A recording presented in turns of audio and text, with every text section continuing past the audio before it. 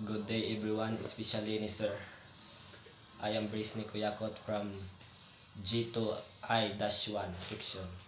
So karon day i-discuss na to about sa importance of notice to mariners and its use in correcting nautical charts and publication. So unsa man ning NTM? So or notice to mariners. So ang NTM day is a publication that contains important navigational updates for mariners. So NTM also are issued by coastal state to keep nautical charts and publication up to date.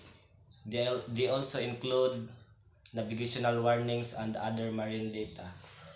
So ari na punta sunod sa purposes aning NTM or notice to mariners. So unsa man? Una is ensure the safety of vessel and their crew at sea.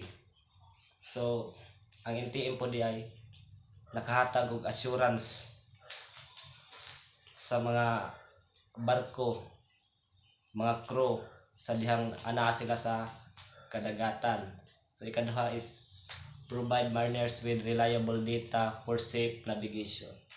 So mao to ang iyang mga purposes og mo proceed na punta diri sa iyang importance. So the importance of NTM is ensure safe navigation. So diri na musod ang notice to mariners. Notice to mariners help mariners avoid danger such as shallow water, so mga ug unsa mga kalawmon sa tubig or the depth of ocean.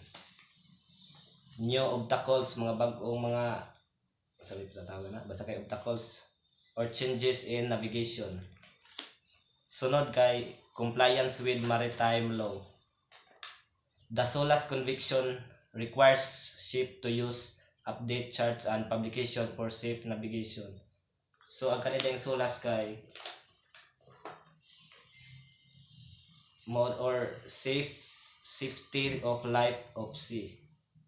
SOLAS conviction, the International Conviction for Safety of Life at Sea, is an international treaty, usa ka siya ka treaty established to ensure the safety of ships and crew and passengers. So mao to sila SOLAS.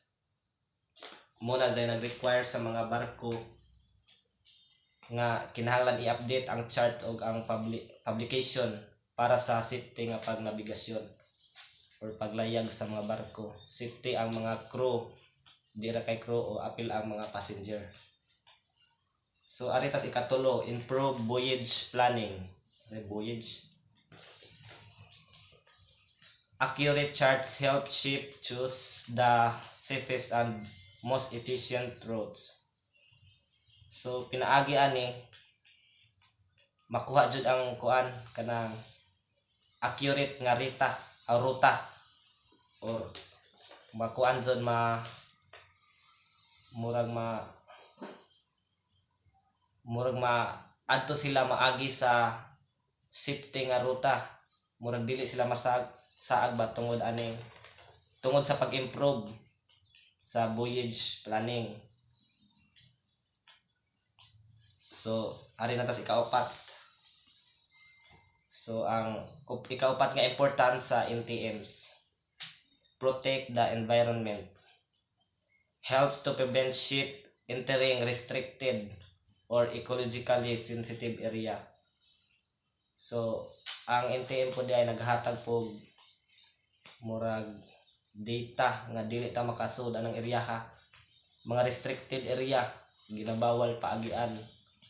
So mo po ni gamit sa NTMs or notice to mariners.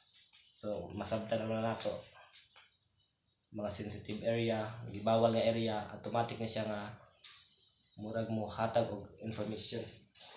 So basta kay mao to masabtan. So dari na punta sa last, the uses of NTMs in correcting nautical charts and publication. So di ay duha ka kuan diri uses niya nga akong ako gikuha. Una kay charts correction.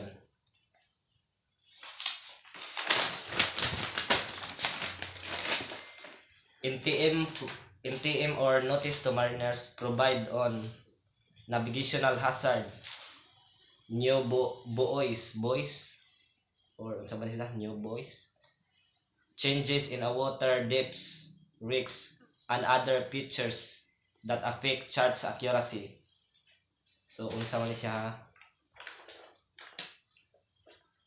Charts correction. Nautical charts are like road maps for ships. So kanida yung charts correction or nautical charts, mao din ni ang mangkuan, murag silbing, murag mapa nila ba, sundo nila, mo'y sundon sa ilang barko. But the ocean is constantly changing. No danger can appear and existing once can ship. That's where the NTMs comes in. It provides update that help mariners correct their charts so they always have the latest info. So pinaagi day aning NTMs kay kuan man lagi ka ng murag ang dagat bitaw, murag pabago-bago ba, constantly changing. So pinaagi ana na mga danger nga mo appear o diha na mo sud ang NTMs. Ang NTMs di ay or notice to mariners muhatag sa mga update sa mariners to correct their charts baguhon, so they can always have the latest info. Hatagan sila latest nga info. Pinaagi ani murag ma-avoid sa mga disgrasya. So mao to siya sa charts correction. Murag ang NTMs mo provide og kuan information para bag-ohon ang ilang charts para makalikay sila sa mga danger or unsa ba diya, mga banta sa kadagatan. So ikaduha is uses of kaning NTMs in terms sa publication. So giingon man diri nga unsay gamit sa notice to mariners in correcting sa kaning publication. NTM corrects navigational publication like sailing direction, light list, and tide tables to reflect the latest information. So publication update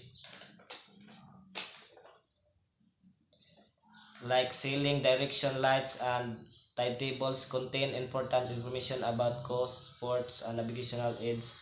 Just charts this need to be kept up to date. NTM helps by providing correction and new details.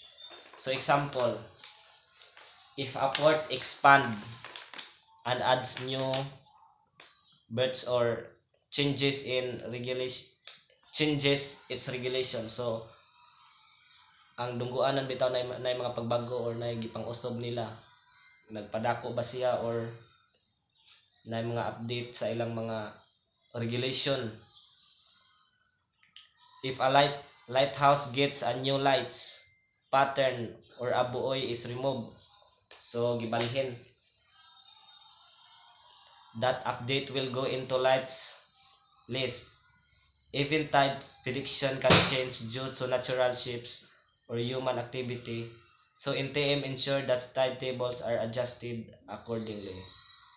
So mao pud to no, gamit pod ang publication NTM in terms of correcting publication. So maghatag pud siya kuan, murag basta kay gamit pud sila. So maura to, mura kay hang nasabtan og namoy pangutana ng pugno kay maura po makaya nako. So Mao na to, daghang salamat.